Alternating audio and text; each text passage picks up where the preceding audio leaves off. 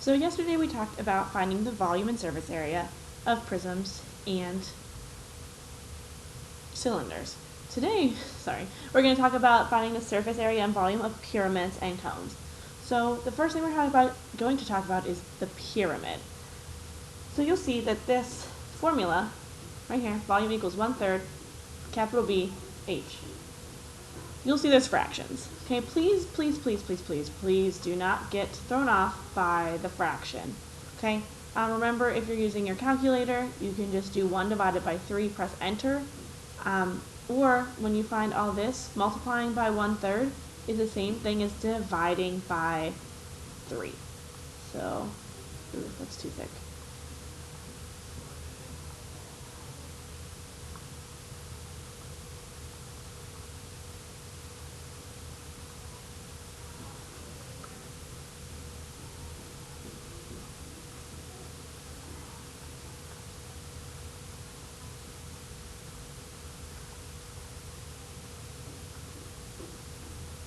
Okay, so just keep that in mind. So to move on to the formula, so you're not thrown off by the fraction, we also have that capital B. I did tell you yesterday in the video that the capital B means the area of the base. So the reason they don't have an actual just number or part of the formula there is because you can have different sizes and different shapes for these bases. Pyramids can have triangular bases, and they can have square bases, and they can have rectangular bases. So the capital B is just telling you to look at the shape of the base. In this case, this right here is a rectangle and or square. This one is a square, because if this is 8, then that is also 8. So then this is a square base. We're going to use our area formula for a square or rectangle in place of the capital B.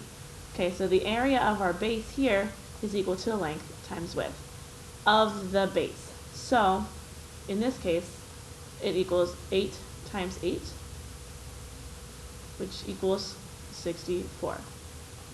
Okay, so the area of the base, the capital B, we're going to put in 64. So now the rest of the volume formula is 1/3 the area of the base times the height of the figure. Okay, so you'll see in this figure that there is a line here and there is a line here. Okay, the height of the figure connects the base to the tip of the pyramid. So this number here, the 6, is going to be our height. The 7 is just the height of the face, and we won't need that until we get to surface area. So right now we're going to use just the 6. Okay, so we're going to do our volume is 1/3 of our area of the base, which we figured out was 64, times our height, which is 6.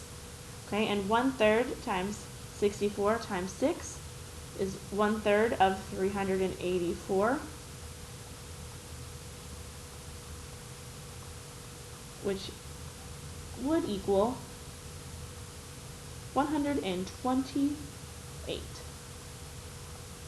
And remember, volume is cubic units. Okay? So just all this unit really is just plugging in numbers and solving. Just got to know what numbers to plug in. Now, surface area. Okay, let's look at this formula. Let's break it down. So we have 1/2 L times P plus the capital B again. So we know that capital B is our area of the base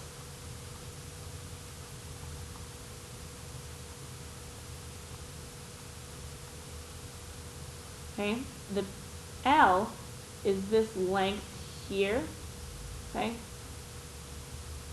That's our L. The length of the face, and P stands for the perimeter of the base.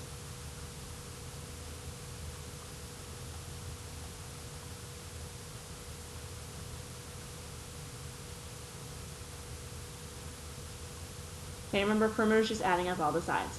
So we're going to look at the exact same figure again, but now we're going to find the surface area of it. So our surface area is 1/2 of the length of our face. So in this case, it's the length of this triangle. Okay, it's 7 really the height of that triangle, but we'll just use L for length there so it's not too many h variables. Okay, and then we have our perimeter. Our perimeter is all the sides of our square. So 8 plus 8 plus 8 plus 8.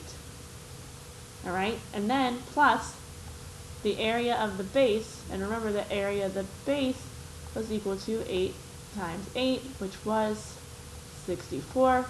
We did that at the top here, so I'm not going to just, only going to rewrite the 64 here. Okay? So now I can go ahead and solve. Order of operations tells me to do all of this first and then do the multiplication, so that's what I'm going to do. Equals 1/2 of 7 times 8 plus 8 plus 8 plus 8 is 32 plus 64. Okay, so 1/2 of 7 times 32 is 112.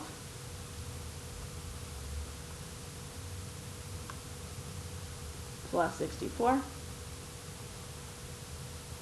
And then when I add those together,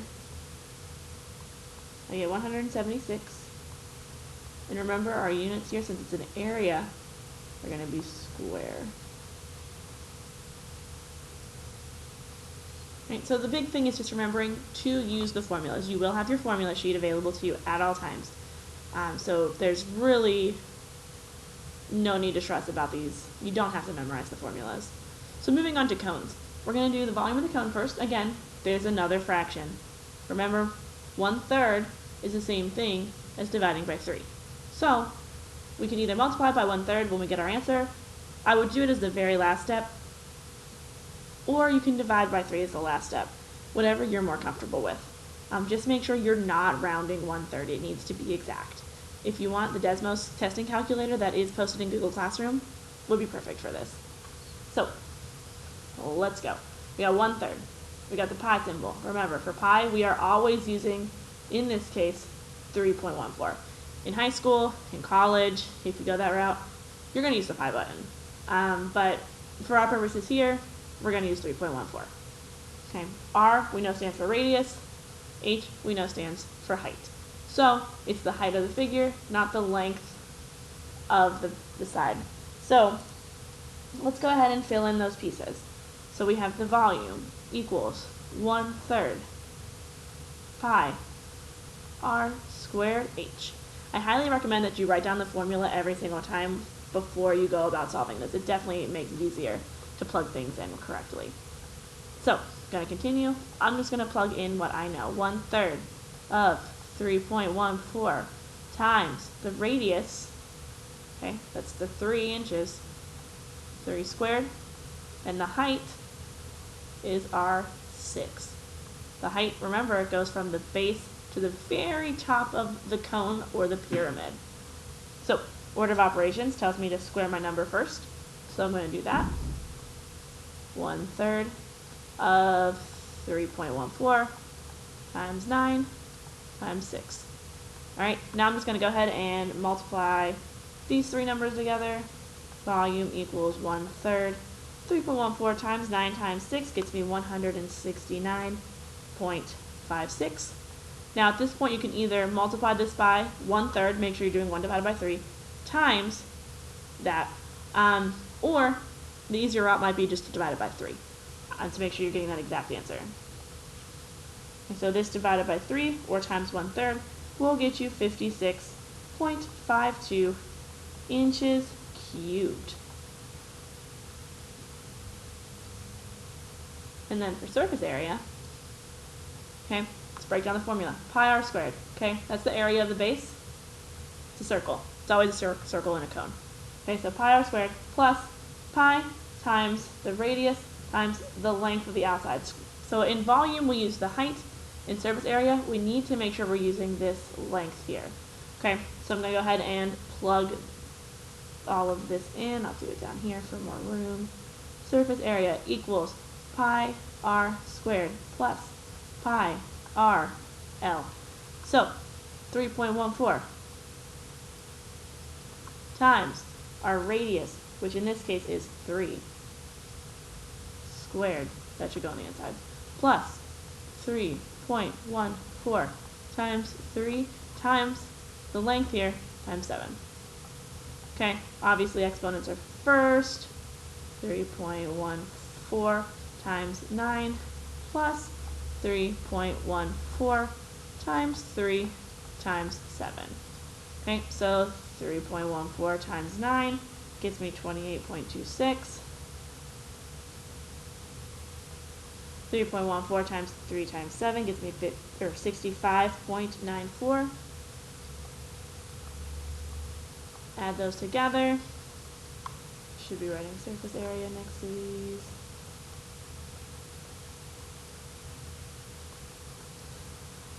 And we get 94.2. And this is surface area, so our units are square inches.